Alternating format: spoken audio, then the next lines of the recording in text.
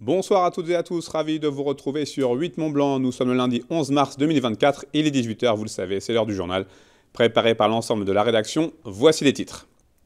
Le projet de l'échangeur de Viry continue de diviser la population. Chaque jour, ce village frontalier est traversé par des milliers de véhicules. Et alors qu'une partie des habitants est en faveur de ce projet, la municipalité s'y oppose toujours fermement, notamment avec le soutien récent des Verts du Grand Conseil de Genève. Et pour le moment, pas de péage à l'horizon.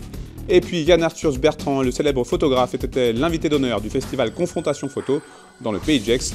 L'auteur de La Terre vue du ciel en a profité pour travailler sur son nouveau projet où il compte mettre en image la France heureuse. Je vous en parlais dans les titres. Une nouvelle étape dans l'épineux dossier de l'échangeur de Viry. Ce village frontalier traversé par près de 4000 véhicules chaque jour est divisé en deux camps depuis des dizaines d'années concernant un projet d'échangeur autoroutier. D'un côté, des associations d'habitants en faveur de l'équipement qui pourrait désengorger le village et réduire les nuisances sonores. Et de l'autre, la municipalité qui s'oppose à ce projet et qui peut désormais compter sur le soutien du Grand Conseil du canton de Genève qui vient également de se prononcer sur la question. Plus de précisions dans ce reportage de Fanny Savard. Il est 6h30 et déjà une file de véhicules se forme dans le village de Viry. Situé à quelques kilomètres de la Suisse, la commune frontalière est au cœur d'un débat depuis plusieurs années concernant l'implantation d'un échangeur autoroutier. Le Grand Conseil genevois vient de se prononcer sur la question en votant contre le projet. Pour le maire de Viry, élu en 2020 avec comme principale promesse de campagne l'abandon de cet équipement, ce soutien est plus que bienvenu. C'est important pour deux choses. La première, le respect, territorial. Chacun a sa politique à l'intérieur de sa propre nation. Cette décision montre que nous vivons tous dans le même bassin de vie. Vous avez une métropole et vous avez globalement ensuite, une banlieue, mais en tout cas un arrière-pays à cette métropole. Et une partie de cet arrière-pays se situe en France. Ce n'est pas parce qu'elle se situe en France voisine que vous devez avoir deux politiques du transport différentes. Le vote suisse fait notamment suite à une pétition transfrontalière lancée par les Verts de Genève, ayant réuni près de 2700 signatures. L'objectif est donc de miser sur la mobilité durable dans les deux pays, puisque le village de Soral, situé de l'autre côté de la frontière, est lui aussi étouffé par le trafic pendulaire. On a une gare qui est désaffectée depuis plusieurs dizaines d'années. Ça offrirait une très bonne alternative de pouvoir connecter toute la ligne du Pied du Salève au Léman Express pour pouvoir se rendre à Genève et dans la Haute-Savoie. Développer les transports publics aussi de proximité pour pouvoir les desservir, les villages. Il y a énormément de gens qui notamment vont sur Genève en tant que frontaliers, mais pas uniquement. Et puis développer la mobilité douce, il y a un potentiel énorme à ce qu'une partie de la population puisse prendre le vélo. Pour développer les mobilités douces, la municipalité de Viry a déjà pris des initiatives. En 2018, elle a créé un parking P+R afin d'encourager le bus et le covoiturage.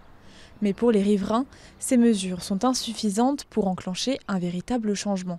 Ça passe 3000, 4000 voitures jour par Soral. On voit bien que le P+R ne marche pas, parce que ne fonctionne pas, on va dire, parce qu'il n'y a qu'une personne par voiture et ils évitent les feux en passant par la zone. Ça m'affecte surtout au niveau de mon personnel, parce que le matin, ils arrivent tous les jours à peu près entre 20 minutes et une demi-heure de retard. On arrive quand même des fois étant même en retard sur des convois funéraires parce qu'on n'arrive pas à circuler le matin. Pour l'équipe municipale, la prochaine étape dans ce dossier est donc la réhabilitation de la gare de Viry, désaffectée depuis de nombreuses années. Un projet au long cours qui nécessiterait de gros travaux et surtout le feu vert de la région et de la SNCF. En bref, en politique, la commune de Morzine-Avoria va avoir un nouveau maire dans les prochains jours. Nous vous en parlions dans notre édition de vendredi. L'élection municipale partielle visant à renouveler l'intégralité du conseil municipal a eu lieu ce dimanche. Et c'est la liste menée par Jean-François Berger qui l'emporte devant celle de Fabien Trombert, le maire sortant, avec 57,69% des voix. A noter que le taux de participation s'est élevé à 69,82%. Nous avons pu joindre le futur maire élu en visioconférence. On l'écoute. C'est bien parce que les gens sont venus, ont donné leur avis. Et puis après, on a été aussi élus confortablement. Donc on est content et serein pour démarrer ce mandat. Que nous, on va axer sur la qualité de l'espace public. Donc on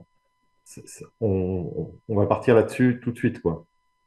Et puis la DSP du Plenay, qui est l'urgence. En fait, de toute façon, comme on a plusieurs commissions qui vont travailler en parallèle, hein, Donc, la DSP du Prénet, c'est une priorité, parce que ça, il y a un délai hyper court, un enjeu très fort là-dessus. Et puis après, on attaquera tous les autres sujets en parallèle. Toutes les commissions vont commencer à travailler avec leur ordre du jour, enfin, tout ce qui avait été prévu, donc nos 24 points. Chaque commission va répartir ses 24 points sur les commissions, et elles vont toutes travailler directement d'ici une semaine. Il n'y aura pas de souci au niveau du conseil municipal, puisque bon, ben, il n'y a pas eu de mots jusqu'à maintenant. La campagne s'est très bien passée. On a déjà apaisé. Enfin, je pense que de ce point de vue-là, on est plutôt satisfait, puisque c'est pas reparti dans tous les sens, avec des mots un petit peu durs des uns ou des autres. Donc voilà, maintenant, on va intégrer les élus de l'équipe Morzine-Avoria ensemble, qui veulent bien travailler avec nous. Moi, je ne parle pas d'opposition. Pour moi, maintenant, c'est les Morzinois comme les autres. Voilà, donc le but, c'est de travailler tous ensemble. Ils ont forcément des compétences et s'ils ont envie de travailler avec nous, ben, on sera tout content de les intégrer. J'ajoute que normalement l'élection officielle du maire devrait avoir lieu ce dimanche. Ce week-end a eu lieu l'un des événements photographiques les plus attendus de la région. Pour sa 7e édition, le festival Confrontation Photo, installé à Gex, faisait un état des lieux de notre planète. Un thème très évocateur pour l'invité d'honneur de cette année, le photographe Yann Arthus-Bertrand. L'auteur du best-seller mondial La Terre vue du ciel a profité de sa venue dans le pays de Gex pour compléter son nouveau projet baptisé Les Français. Voyez ce reportage de Kezia Poudou.